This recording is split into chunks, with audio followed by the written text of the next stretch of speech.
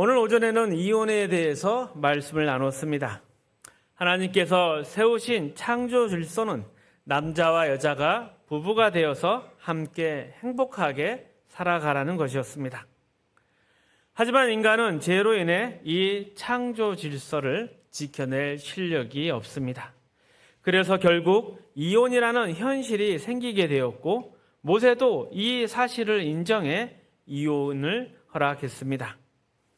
예수님도 모세가 그렇게 한 이유는 인간이 하나님의 뜻을 끝까지 지켜낼 수 없는 존재라는 것을 인정한 것이라 말씀하셨습니다. 하지만 우리는 거듭난 하나님의 자녀입니다.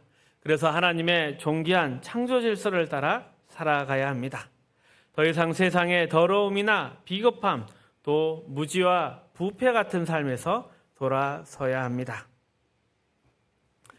그런데 하나님께서 이처럼 부부됨을 평등하고 존귀한 관계로 보신다는 사실을 예수님께서 가르치시다 제자들이 오늘 본문에서 반응합니다. 아, 예수님, 그럴 바엔 차라리 결혼하지 않는 게 낫겠군요. 이 반응은 당시 사람들이나 그리고 우리들이 얼마나 잘못 생각하고 있는지, 그 깊이가 얼마나 깊은지를 잘 보여주는 대답입니다. 고대 사회에서는 남자가 우위에 있었고 여자는 남자의 소유물처럼 여겨지는 불평등한 세상이었습니다. 아내는 하인처럼 막 취급받았습니다. 이런 세상에서 예수님의 답은 결혼하느냐 아니면 독신으로 사느냐, 이것은 너 마음대로 결정할 문제가 아니다, 이렇게 말씀하십니다. 하나님이 처음 세상을 만드셨을 때 남자와 여자가 부부로 함께 살아가는 것이 창조 질서였습니다. 그래서 나는 그냥 혼자 살겠습니다, 이런 생각은 하나님의 뜻과는 전혀 맞지 않는 것입니다. 그런 생각 대부분은 자기의 편안만을 생각하는 이기적인 마음이지 뭔가 인류나 진리를 위한 그런 결단이 아닙니다. 특히 오늘날 여성들 사이에서 혼자 살겠다는 생각이 많아지는 것은 죄로 물든 사회적 결과입니다. 물론 결혼이 쉽지는 않습니다. 살아보면 기쁘고 따뜻한 날보다 속상하고 싸운 날이 훨씬 더 많다는 걸 사람들이 잘 압니다. 그렇다고 해서 결혼을 아예 포기하는 것은 하나님의 뜻과 아주 어긋나는 것입니다. 그래서 예수님도 사람마다 이 말을 받지 못하고 오직 타고난 자라야 한다, 이렇게 말씀하셨습니다. 즉 혼자 살아도 되는 사람, 이런 사람은 하나님이 특별히 부르신 사람이다. 그러지 않고는 나머지는 전부 다 결혼해야 마땅해야 할 일이다, 이리 말씀하시는 것입니다. 물론 바울이 고린도전서에서 혼자 사는 것이 더 낫다라고 말한 부분이 있습니다. 하지만 그건 복음을 위해서 내 가정까지 내려놓고 열심을 내겠습니다, 이런 뜻이지 하나님이 모든 사람에게 그렇게 독신으로 살라고 하신 것이 절대 아닙니다. 결혼 생활이 힘든 건 솔직히 사실입니다. 행복한 날보다 힘든 날이 더 많고 따뜻한 순간보다 싸운 기억이 많다는 거, 그게 바로 우리의 현실이지 않습니까? 이렇게 힘든데 계속 살아야 하나? 아니면 우리가 뭔가 잘못된 것일까? 이런 생각 드는 거 우리도 당연합니다.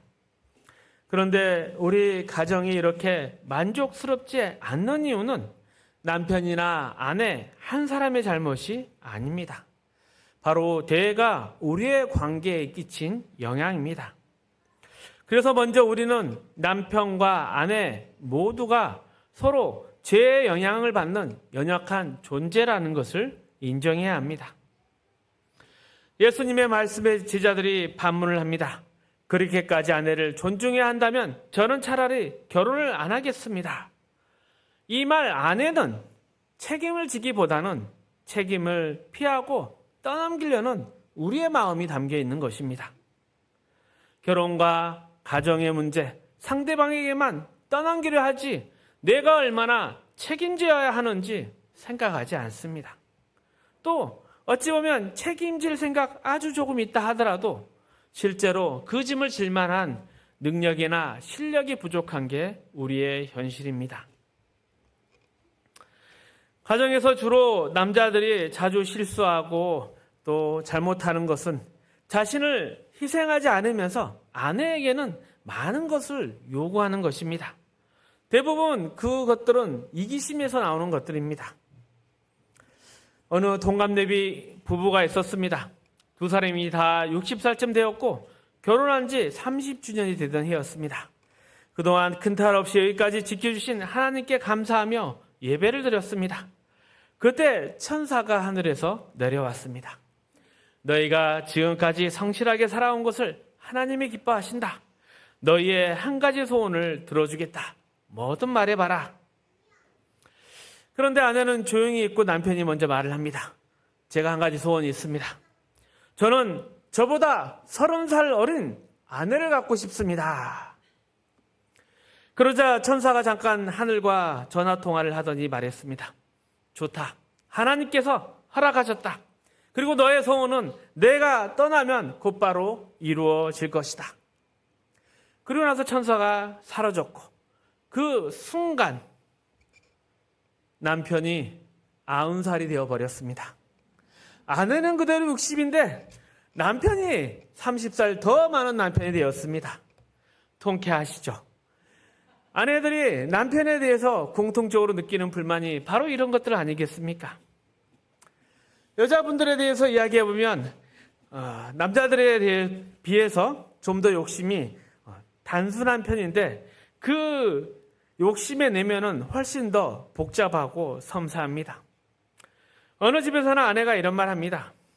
아니 여보, 내가 그리 바라는 게 있겠어. 대단하게 살자는 게 아니야. 그냥 남한테 아쉬운 소리 안 하고 평범하게만 살자.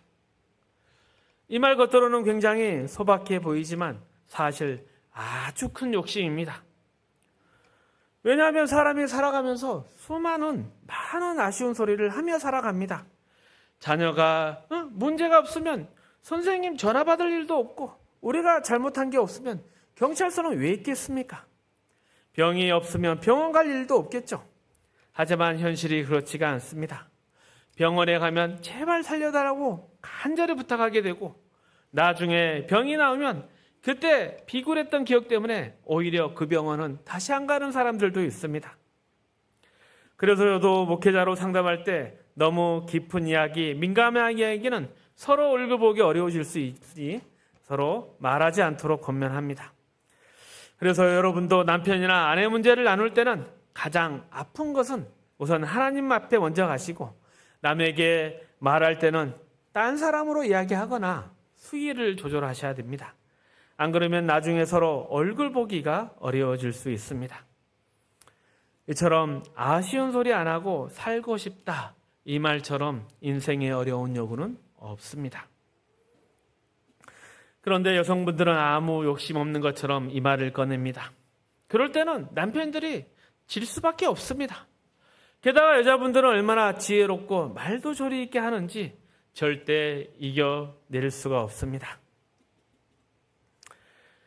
우리는 가정 안에서 남편과 아내로 또 부모와 자녀로 살아갑니다. 그런데 우리는 상대방이 내 자랑이 되고 훈장이 되기를 바랄 때가 많습니다. 하지만 그런 생각도 내려놓아야 합니다.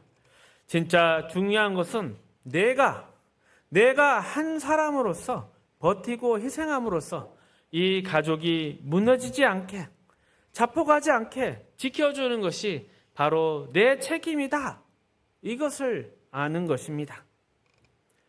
그런데 이 책임은 각자가 자기의 십자가를 지지 않고는 감당할 수가 없습니다. 그래서 마태복음에서도 계속해서 작은 자에 대해 이야기하는 것입니다. 작은 자. 이 말은 우리 모두가 연약하고 누군가의 도움 없이는 살 수 없는 존재라는 뜻입니다. 그래서 예수님께서 대신 십자가를 지셨습니다. 그리고 우리도 각자 자신을 부인하고 각자의 십자가를 지고 예수의 뒤를 따라야 서로 함께 살아갈 수 있습니다. 요즘은 부부 문제나 가정 문제를 간단한 심리학적 기법이나 세미나 몇 번으로 해결할 수 있다고 말합니다. 하지만 그런 방법 잘 해결이 될까요? 그렇지가 않습니다. 부부의 갈등은 단순한 스킬이나 대화법으로 해결되는 것이 아닙니다. 훨씬 더 깊고 복잡한 문제이며 결국 십자가의 은혜 없이는 풀 수 없는 문제입니다. 서로 부부가 매일 서로 사랑한다고 말하십시오. 그러면 관계가 좋아질 것입니다. 하지만 현실은 다르죠. 남편이 갑자기 어느 날 여보 사랑해 하면 아내는 오히려 수상하게 여기고 핸드폰을 뒤집니다.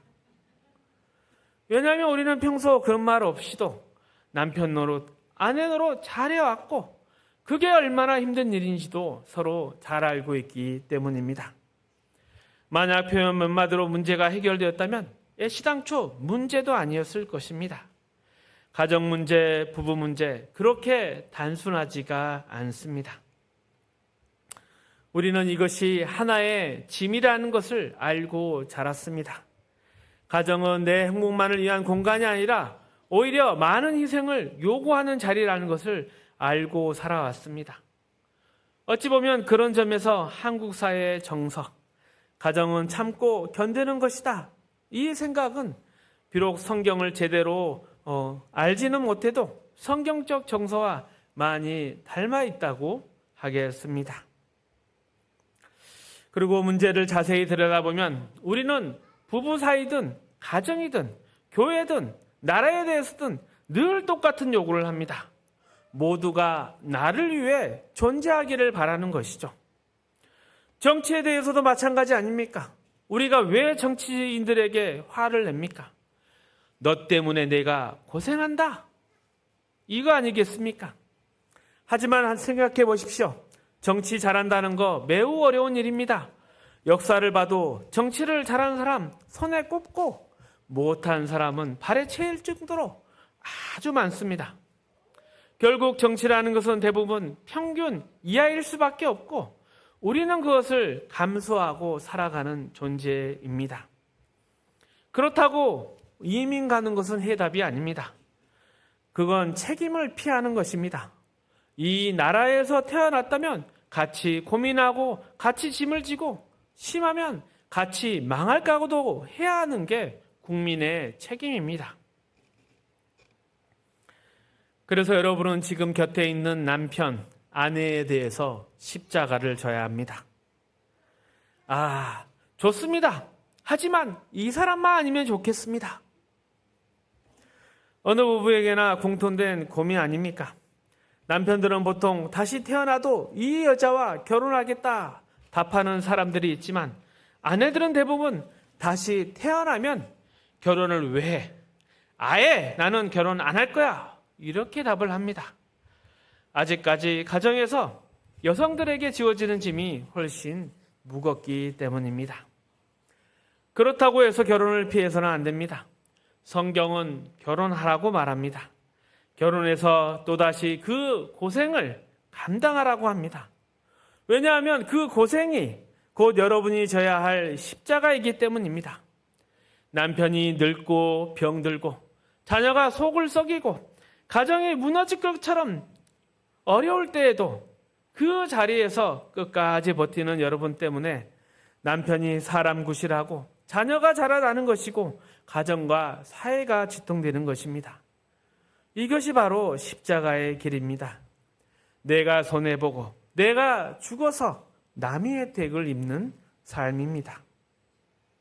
그런데 우리는 이 십자가를 너무 멀리 있는 큰 꿈에만 적용하려고 합니다. 정작 지금 내 가정, 내 배우자 앞에서는 적용하지 않습니다. 그것은 예수의 십자가를 제대로 이해하지 못했다는 증거입니다. 남편도 아내도 가정과 사회 속에서 오는 고통과 반대, 시험과 유혹 앞에서도 언제나 서로 책임을 져야 합니다. 이것이 우리의 삶의 십자가입니다. 여러분이 하는 일을 가족들이 항상 지지해 주지 않고 여러분이 바라는 것들 배우자가 다 갖고 있지도 않습니다. 그런데 배우자라는 것은 내 욕심을 채워주기 위해 선택된 사람이 아니라 내가 바로 배우자를 위해서 선택된 사람입니다. 그러니 이 사람 말고 다른 사람, 이런 생각은 머릿속에서 지우십시오. 지금 내게 맡겨진 배우자와 가정 속에서 내가 짊어진 십자가를 통해 하나님이 어떤 열매와 복을 주시는지 그것을 물어봐야 할 때입니다. 세상은 우리가 바르게 살고 믿음을 지킬수록 더 싫어하고 공격해 옵니다. 거룩하게 살려는 우리의 인생과 그 방향이 전혀 다르기 때문입니다. 믿음이 약하거나 준비가 없으면 이 공격을 견딜 수가 없는 것이죠. 그래서 우리는 자꾸 편안함을 추구하려고 하고 타협하려 하고 고통을 피하려고 합니다. 그런 마음에는 십자가가 설 자리가 없습니다.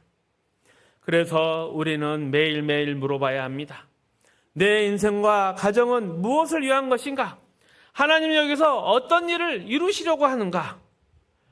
여러분이 믿음 위에 바로 서 있지 않으면 하나님이 일하실 터전이 없어지는 것입니다.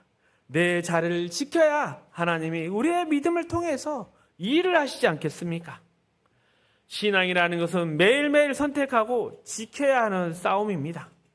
이 싸움 없으면 결국 세상에 지고 내 자신에게도 지고 마는 것입니다. 작은 자들을 돌아보고 그들을 위해 내가 십자가를 진다는 마음으로 살아가십시오. 그럴 때 우리의 삶 속에서 하나님의 기적과 감사가 드러날 것입니다. 우리 한 사람의 믿음이 우리의 가정과 공동체의 놀라운 변화의 핵심이 될 것입니다. 그 복의 근원이 될 것입니다. 이것이 하나님의 위대한 약속입니다. 말씀을 정리하겠습니다. 우리는 주변의 작은 자들을 품고 그들을 위해 십자가를 지는 자로 부름을 받았습니다. 이것을 꼭 기억해야 합니다. 그럴 때 비로소 믿는 자로서의 존재 가치와 또 하나님이 내 인생을 통해서 이루시는 기적들을 보게 될 것입니다. 행복은 멀리 있지 않습니다. 우리의 가정과 우리의 마음속에 있습니다.